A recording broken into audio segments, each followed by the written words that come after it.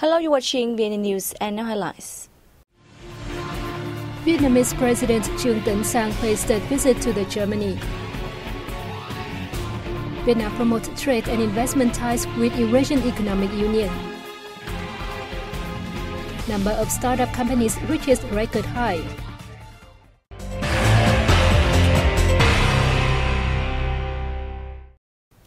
Vietnamese President Trương Tấn Sang began a state visit to Germany from November 24th to 26th as guest of his German counterpart Joachim Gauck. Our correspondents reported from Berlin. In the morning of November 25th, German President Joachim Gauck hosted a solemn welcome ceremony at the Bellevue Presidential Palace for President Trương Tấn Sang. Afterwards, the two presidents held talks, during which both sides expressed pressure at the rapid and effective development of the Vietnam-Germany strategic partnership. Germany is now Vietnam's leading partner in the EU in various fields, including trade, science, technology, environment, and education. Over the past 5 years, two-way trade doubled from $4.1 billion in 2010 to $7.8 billion last year. Germany's investment in Vietnam also increased by 70% to $1.41 billion. The two leaders agreed to increase the exchange of delegations at all levels and implement effectively bilateral cooperation mechanisms in order to create a new momentum for the bilateral relationship. They agreed to raise two-way trade to $15 to $20 billion in 2020 and increase the flow of German investment into Vietnam to $5 billion. While maintaining Germany's position as a top economic partner of Vietnam. The presidents vowed to create more favorable conditions for businesses and investors to effectively operate in the other country and fully tap the potentials of each nation. President Sang thanked Germany for its provision of official development assistance to Vietnam over the past years, which has contributed to the country's socio-economic development. Both leaders praised the coordination between Vietnam and Germany at multilateral forums and pledged to enhance consultancy and cooperation in handling global challenges such as climate change and marine security. President Sang asked Germany to continue its positive voice in the G7 group and EU, supporting the stance of Vietnam and the ASEAN in settling disputes in the East Sea through peaceful measures and in line with international law. President Joachim Gauck agreed that the disputes in the East Sea should be handled through peaceful measures and in accordance with international law, thus maintaining navigation and aviation freedom and ensuring regional security. The 9th ASEAN-China Prosecutors General Conference opened in the Chinese province of Guangxi on November 25th. Prosecutor General of the Vietnam Supreme People's Procuracy Nguyễn Hòa Bình attended and delivered a speech at the event. At the conference, prosecutors general from ASEAN member countries and China shared their experience, point out difficulties in cooperation, and put forth a range of constructive and feasible proposals. They held that strengthening international cooperation in the fight against corruption, especially in arrest, expatriation of fleeing criminals, and seizure of assets, will help regional nations to effectively prevent corruption crime. In his speech, Prosecutor General Nguyễn Hòa Bình stressed that the process of globalization and international integration has created various development opportunities for nations, but also posed global challenges, including increases in the number of organized, transnational, and high-tech crimes. According to the official, effectively preventing and combating these crimes require close coordination and cooperation between law enforcement agencies of nations, including procuracies. At the end of the conference, heads of delegations signed a joint statement and agreed on Laos hosting the next event in 2016. As many as 300 students from Hanoi universities had an opportunity to act as National Assembly deputies at a plenary session to discuss ways to improve English skills for specific purposes at universities and colleges. The mock session was held in Hanoi on November 25th as part of a cooperation project between the National Assembly and the UK Embassy in Vietnam to offer a chance for youths to raise their voice on issues of their concern and those intimately related to them. The program has provided us with many political knowledge. We also act as real National Assembly deputies and put forth proposals by ourselves to discuss at the meeting. I have been joining the program for over 3 years, and what I gained from the program has gone far beyond expectation. I have understood more about operations of the National Assembly and legislation activities in Vietnam. Moreover, I have made many friends here.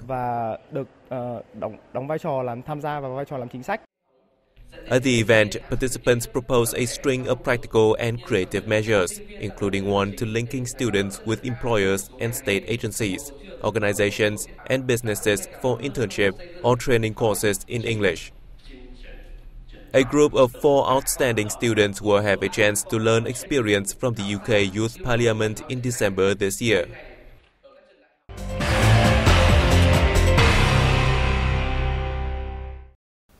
A Vietnam Euro-Asian Economic Union Business Forum was held in Hanoi on November 25th to have the two sides' enterprises study the markets and seek investment opportunities. Speaking at the event, Dương Hoàng Minh, Deputy Head of the European Market Department under the Ministry of Industry and Trade, said businesses from the Eurasian Economic Union, especially those from Russia, have strengths in manufacturing and export of machinery, industrial equipment and chemicals, energy facility construction and mining. Meanwhile, Vietnam boasts huge potentials in farm produce, garments, textiles and household electronics. As such, Vietnam and the Union can support and supplement each other in goods imports and exports, he noted. Economists said the signing of a free trade agreement between the two sides has created favorable conditions for their businesses to increase import, export and investment activities in the coming time. Through Vietnam, Russian firms can integrate into the ASEAN market more easily, they said, suggesting both sides' businesses study regulations set in the FTA as well as consumption demands of each particular market. Since the law on enterprise came into force on July 1st, 2015, more than 40,800 businesses has been established, up 30% year-on-year, with total registered capital rising by 34%.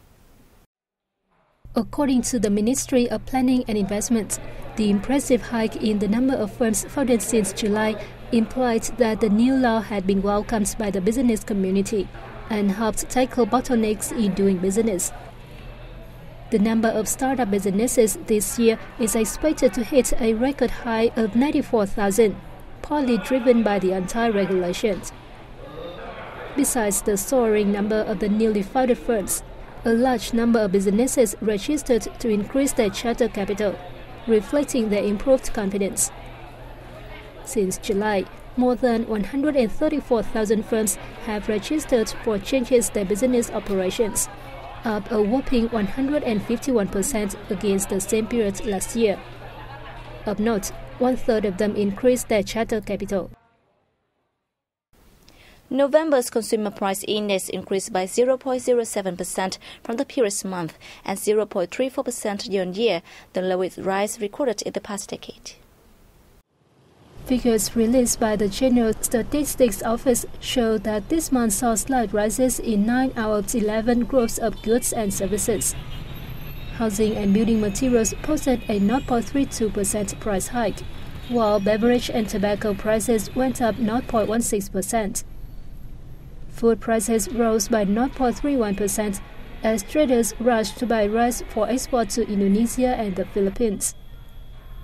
High demands for beef and seafood during the wedding season also resulted in the surge in fresh food prices. Meanwhile, the prices of clothing and footwear were up 0.14% due to the approach of winter, also contributing to the CPI rise. The statistics also indicate there are some factors helping to curb the rise of this month's CPI, including the reduction of petrol and diesel prices on October 19th and November 3rd, and dropping steel price and public transport costs. Next month's CPI is expected to rise about 0.8% from last December. However, if adjustments are made to medical service costs, the rise can be higher, at 2.1 to 2.3%. Vietnam's cashew nuts export has enjoyed high growth and expected to hit $2.5 billion in 2015, although most of its major agricultural products have seen declines. According to the Vietnam Cashew Association, the country will continue to maintain its market share of over 50% of the globe's cashew nuts. This is the 10th consecutive year Vietnam has topped the world's cashew exporters list. In the first 10 months of this year, the sector shipped 272,000 tons of cashew nuts, earning an export turnover of $1.97 billion, up 6% in volume and 18% in value compared to the same period last year. Despite achieving significant progress on the international market, the sector has continued facing big challenges such as the dependence on imported materials. Vietnam produces about 1.3 million tons of cashew nuts a year, but the country can only supply 500,000 tons of raw materials and imports the rest from Africa and Cambodia. The Vietnam Cashew Association has introduced several programs to support the sector, organized meetings with foreign material suppliers, and coordinated with the U.S. Food and Drug Administration to examine cashew processing factories to ensure nut quality for export.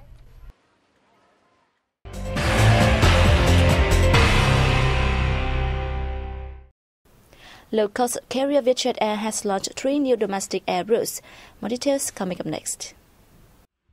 For the route between Hanoi and Chu Lai in the central province of Quảng Nam, the airline conducts 4 round-trip flights per week on Monday, Wednesday, Friday and Sunday. The service from the northern city of Hải Phòng and the central province of Thanh Hóa sees 5 round-trip flights per week on Tuesday, Thursday, Friday, Saturday and Sunday. The service between the central cities of Vinh and Buôn Ma Thuột has 3 round-trip flights per week on Monday, Wednesday and Friday. Vietjet Air has offered 20,000 tickets at a price of about $8 to meet the travel need of residents in the key cities. The UK newspaper The Independent has named Vietnam among 6 once dangerous countries that are now safe holiday destinations. The Independent says, 40 years after the anti-American Resistance War, Vietnam sees strong development, attracting more and more foreign holiday makers. According to The Independent, the War Remnants Museum, the top attraction in Ho Chi Minh City, has been through a few name changes in this time.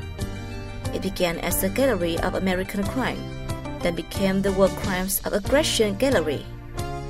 20 years ago, to broaden its appeal to U.S. visitors, it was rebranded as the War Remnants Museum. Vietnam welcomed over 6.33 million foreign arrivals in the first 10 months of this year.